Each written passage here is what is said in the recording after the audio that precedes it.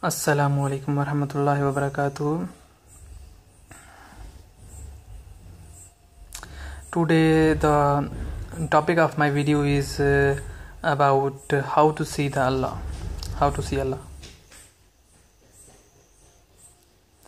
And in for that I ask a question from the peoples. Have anybody seen Allah before? So I'm asking you, have anybody of you among you have seen Allah? So the answer normally come to me is they haven't. So I say, but I have seen. So they wonder and say how it is possible even. So I give them answer that with the hadith that Prophet Muhammad sallallahu alaihi wasallam that said that if you pray salat, then you think like you are watching Allah. You imagine that you are watching Allah. If you cannot do that, then at least think that Allah is watching you, and that is actually the sign of weak iman, weak faith in Allah. So when I present this hadith to the people, they actually their point of view change suddenly, and they say, oh yeah, we have seen Allah through the heart, through the eye of heart, through iman, and like feeling it. So I say, yeah, actually your earlier answer was also not wrong, and now you are a little bit close actually. And I say to them, you are right. Why? Because Allah said to Prophet Moses in the Quran that when Prophet Moses asked him to show himself to him, and he said, Allah said, you cannot see me. You have to look at to the mountain. You have to look at mountain, and if the mountain remain its original condition, then you can see me.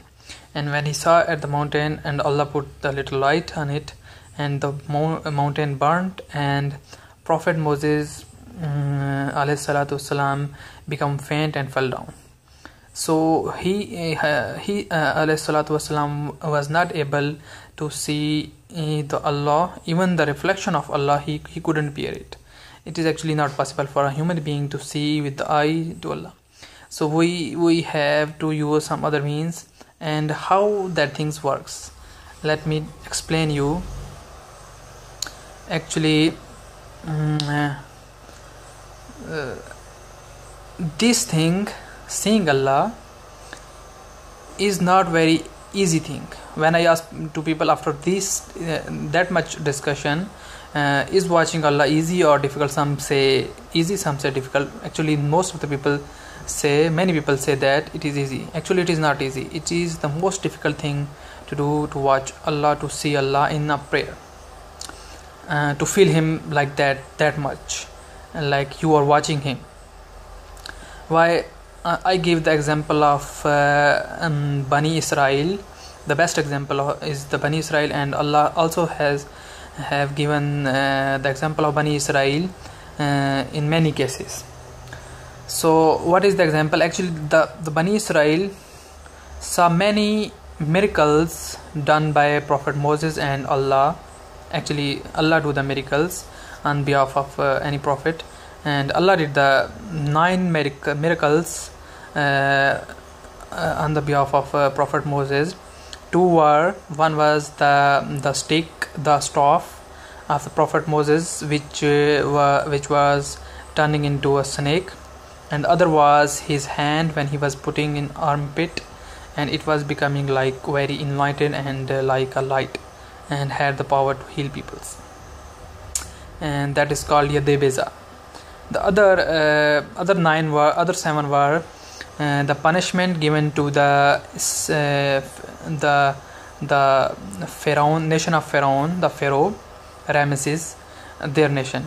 That was the 7 curse given to them, and they were taken away when the Prophet Moses prayed to Allah to remove them, because those Pharaoh, those people of Pharaoh were asking them to pray for them, and then they were denying.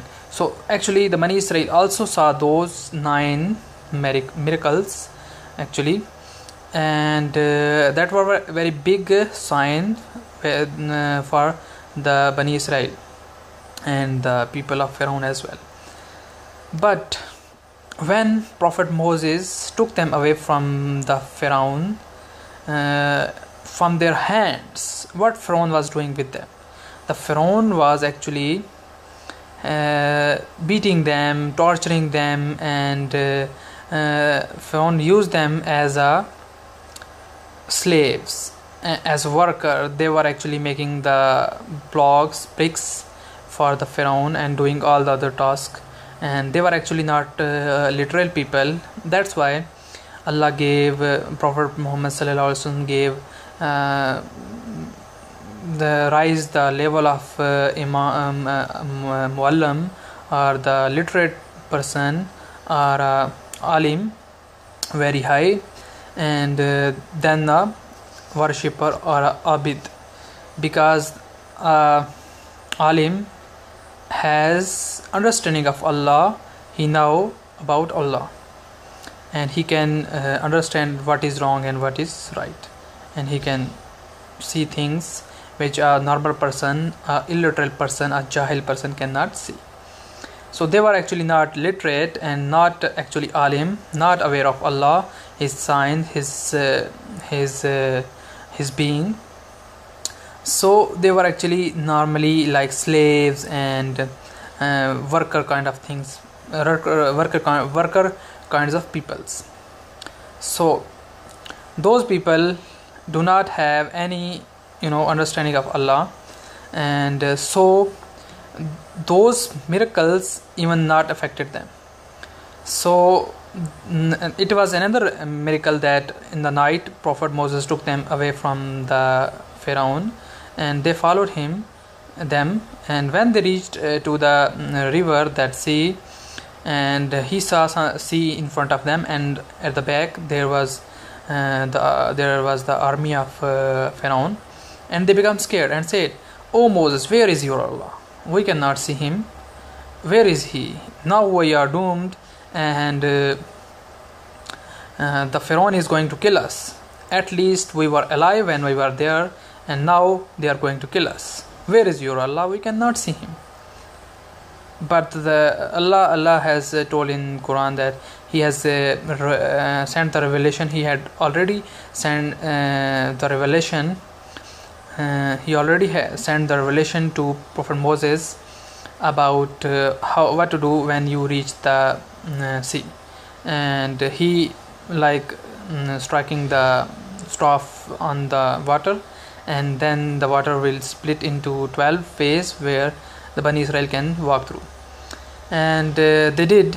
When they reached on the other side, the Pharaoh also came, and they also enter into the way, through the way, and when it was in middle of sea, and the Pharaoh again said that, "Oh, it is coming behind us, now we are doomed." See what was their iman, what was their faith, what kind of belief they had on Allah, in Allah.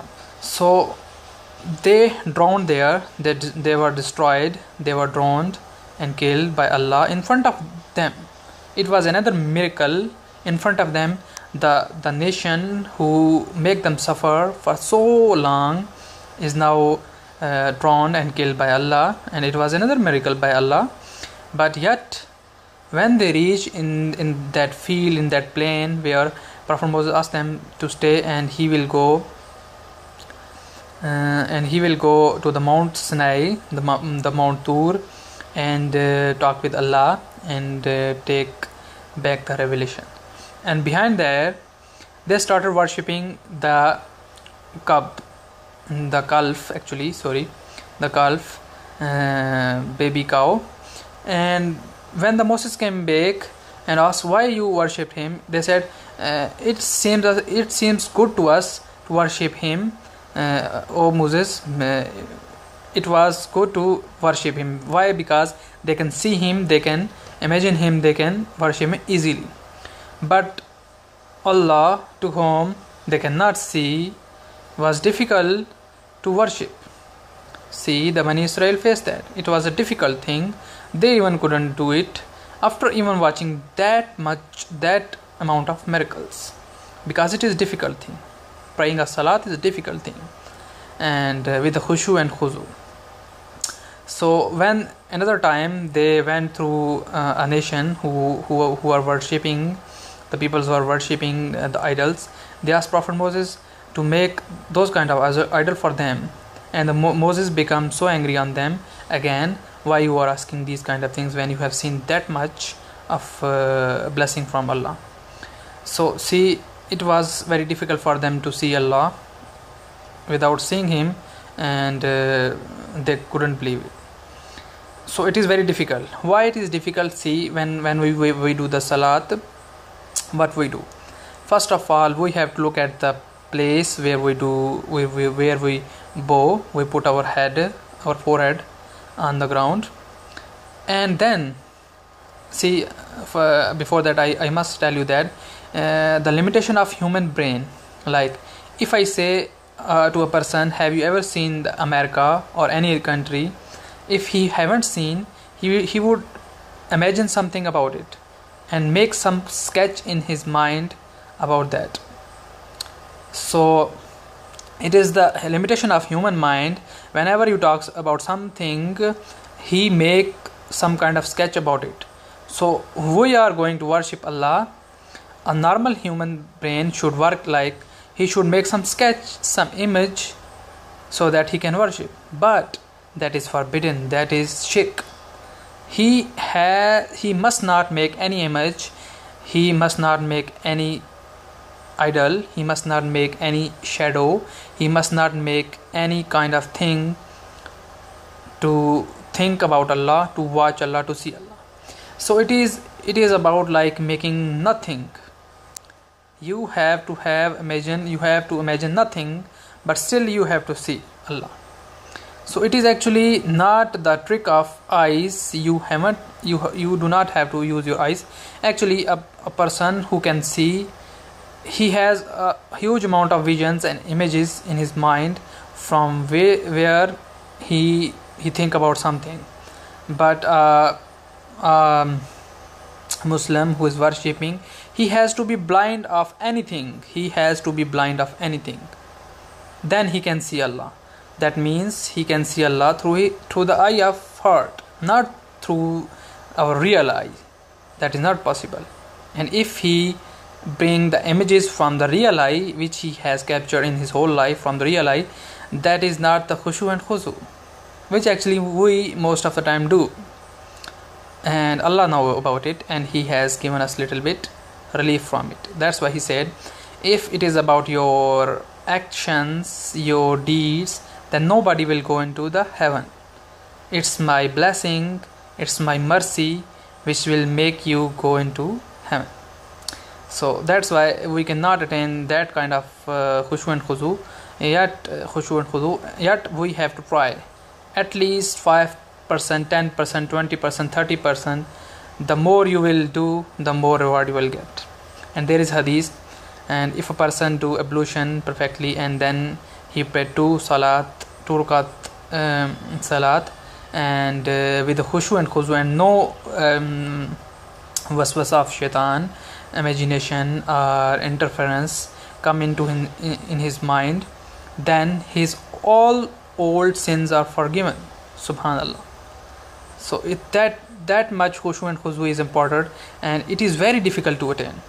So we have to see Allah, but not make any image, no sign, no words, no shadow, no idol, no clone, nothing.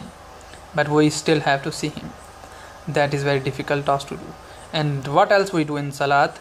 We also count the number of rakat. We also have to see which surah, chapter we read from the Quran. We also have to listen to Imam if he is reciting, and we also have to recite in different postures and in different places. We have to take care of our physical activities as well. We have to avoid the waswasa, the interference from devil as well. we have to shut our ear from hearing any noises around. We have to see at the place of bowing during salat, yet we have to vanish, eliminate those images we are seeing from eyes, and yet we have to think about Allah, see Him. So, and what else? We have to take care of the direction of Kaaba, and also there are many things like in every day you face difficult situations. We have to take them away, our own problems, and all these things. So we do all these things in salat. So even with these things,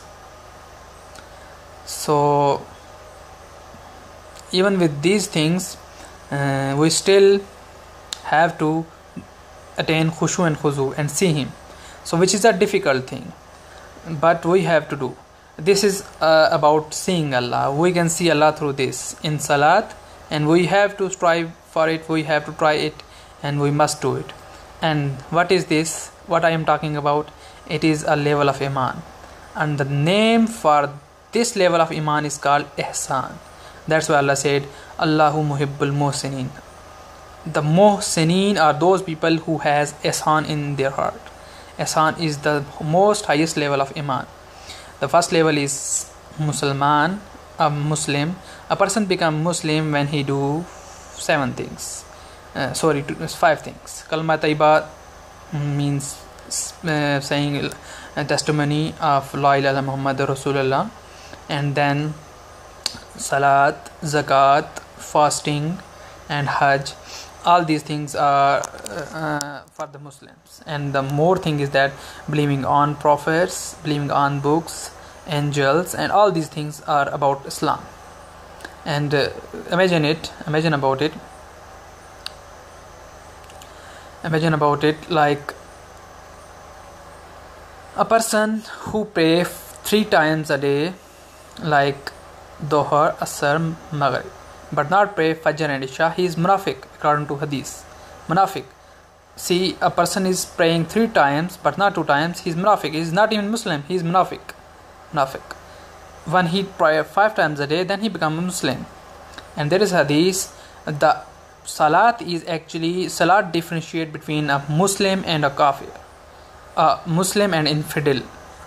It differentiate between a Muslim and infidel, a Muslim and a kafir. So that means if a person who reject and leave a salat intentionally and say it is not something important, then his iman is not like the Muslim. He may be not a Muslim. He may be a kafir as far as this hadith is concerned. But if he says, yeah, I am lazy, I will pray, I will inshallah pray, I will try, then maybe Allah will forgive him. We don't know about it. Anyway, so this is about the salat. Then a person become Muslim when a person do all these kind of things. And what is then about iman? I must give some verses about this. About one thing about khushu and khuzu. Allah said in the Quran that pray the qiyamul layl, that means the tahajjud, the salat we do in midnight. After that, and the salat is called salat qiyamul layl. Allah is asking to the ummah to do that because it gives you khushu and khuzu. Allah said, do that because it gives you khushu and khuzu. It gives you more concentration. But in the daytime, you have many other activities, many other problems which cannot give you the that concentration. So if you want to get the khushu and khuzu, you have to do qiyamul layl. So Allah is also saying that you cannot have that kind of concentration in daytime because you face many problems and your mind can be deviated. He gave a little bit of relaxation. So the other thing is I must say about iman and Islam. There is a verse in the Quran that Allah said, Prophet said to these Badu or the people villagers, say to these villagers that they are saying that they have believed, they have iman. Actually, the iman has not entered into their heart yet. They are just Muslims. They are just the followers, and they are just Muslims. So that means there is difference between a Muslim and a mu'min. And what is the moment we can when we analyze the hadith? There are hadiths like Prophet Muhammad said that nobody can attain the perfect iman until he is good with his parents, and then again said about family, then about neighbor, about wife. He said you cannot have a akmal iman until you are good with them. So there are many criteria which completes your iman and raise your iman. So iman has two more things. One thing is jihad. Jihad not means like fighting. Jihad means jihad bin nafs, the jihad you do with your own self, like feed others and remain hungry, like give money to the people. It is called jihad bin nafs, and which is a very big jihad. Jihad akbar it is called, not actually jihad azim. Jihad azim is qital, which is something different, which is actually fighting in defense, in protecting your nation. But jihad bin nafs is fighting with your own self, fighting for your own desires and feelings, and then doing for others. Then jihad bin ilm, which I am doing right now, preaching peoples, giving knowledge to the peoples for their best. And then jihad bil qalb, jihad bil lisan. With lisan means saying good things to the peoples. Then jihad bin mal, with the money, helping peoples with the money, like these kind of things. So the jihad they have to do. Jihad means struggle, efforts, a very the efforts with so much strength are like extreme efforts. That is called jihad. For good, actually for good. Jihad is for doing good, which I give you the list already. Qital is also a jihad, but that is like in defense for your own nation. Actually not attacking. Attacking jihad is not allowed in Islam. We have to do jihad or qital, actually qital in defense only. So that is another topic. I cannot talk about that in detail. I will do it later. Then the next thing is amar bil maruf and nahy anil munkar. For a moment there are two more things than what a Muslim do. One is amar bil maruf nahy anil munkar, which means asking and calling people for good and stopping them from bad, which means preaching, tabligh. One thing is jihad bin nafs, jihad bin mal, jihad bin ilm, jihad bin lisan, with tongue, with money, with your pen, with your knowledge, these kind of jihad. And then amr bil ma'ruf nahy anil munkar. Then the person who will become mu'min. And then the ihsan is the level at which you love for Allah, you hate for Allah, you do everything for Allah. Your absolute love is only Allah. You see Allah, you talk with Allah, you live for Allah, everything for Allah. That is the level of ihsan. So I am talking about the level of ihsan, seeing Allah. So that was about seeing Allah. This video I made for you, and I will make this video again with more better way, more good way. The video quality would be good, voice would be good, examples would be in detail, everything would be in detail, inshallah aziz. Jazakallah khair.